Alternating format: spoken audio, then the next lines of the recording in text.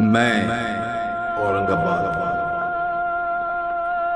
میرے اطراف پہاڑوں اور پہاڑیوں کے یہ سلسلے سرد و گرم موسموں اور دشمنوں سے میری حفاظت کرتے ہوئے کبھی نہیں تھکتے۔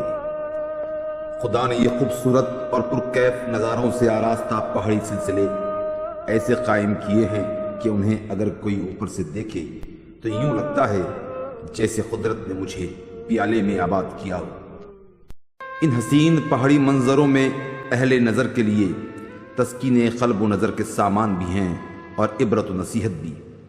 میرے شمالی سلسلے کے جلو میں مجھ پر کسی زمانے میں مہاتما گوتم بدھ کے پیرووں کے بنائے ہوئے غار ہیں جو نپٹ نرنجن کے نام سے جانے جاتے ہیں۔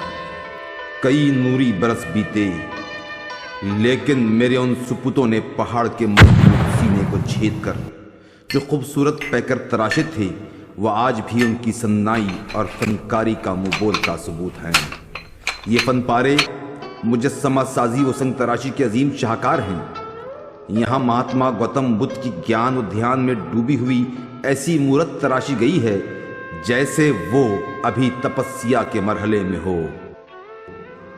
ان کے چہرے پر وہی خاموشی ہے، وہی گمبھیر خاموشی جو گیان کی مسکراہٹ پر ٹوٹی تھی۔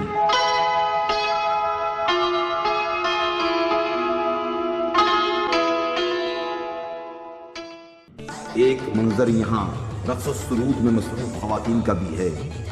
دنیا بھر کی مصوری سنگ تراشی کی روایتی تصاویر میں خواتین کو رقصہ تو دکھایا گیا ہے مگر سازوں کے استعمال میں خواتین کا کردار مفقود ہے۔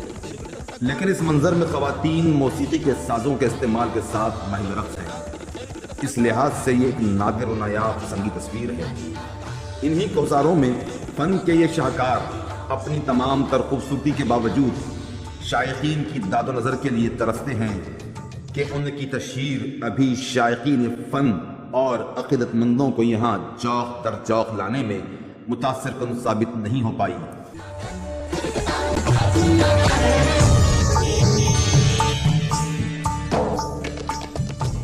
کتنی ہی رنگین حکایات اور خونی المیے میرے سینے میں دفن ہیں۔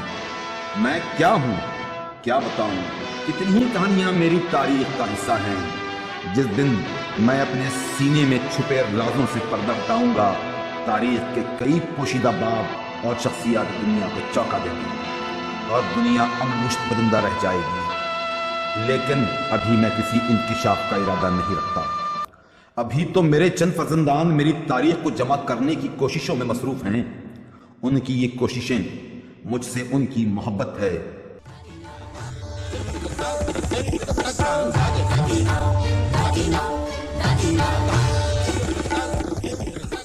میں کب سے آباد ہوں، میرے سینے پر کتنے ہی آباد دور گزرے۔ کبھی میرے دامن کے کسی سرے پر کوئی بسا تو کہیں کسی حصے پر کسی نے اپنی سلطنت قائم کی اور کوئی بے نام و نشانی گزر گیا۔ کوئی میرے اس حصے میں رہا، کوئی اس حصے میں کوشا نشین ہوا۔ میرے کانوں میں کسی شاعر کی آواز گونجتی رہتی ہے۔ آنکھوں میں رہا، دل میں اتر کر نہیں دیکھا، کشتی کے مسافر نے سمندر نہیں دیکھا۔ لیکن میں اپنی آنکھوں سے ہر روز دیکھتا ہوں۔ ہر صبح کا منظر مجھے روشن دروازے کی آنکھ سے نظر آتا ہے۔ ہر شام سورج کو غروب ہوتے ہوئے میں کبھی حصول کے تالاب کے کنارے سے دیکھتا ہوں، کبھی قلعہ دولت آباد کی بارہ دری سے تو کبھی ہنومان ٹیکری سے۔ ہر روز سورج مجھ پر دن بھر اپنی آب و تاب سے روشن ہوتا ہے، میرے ویرانوں اور آباد بستیوں کو منور کرتا ہے، میرے کھیتوں کلیانوں کو اپنی روشنی سے فیض پہنچا کر دور افق میں کہیں کھو جاتا ہے۔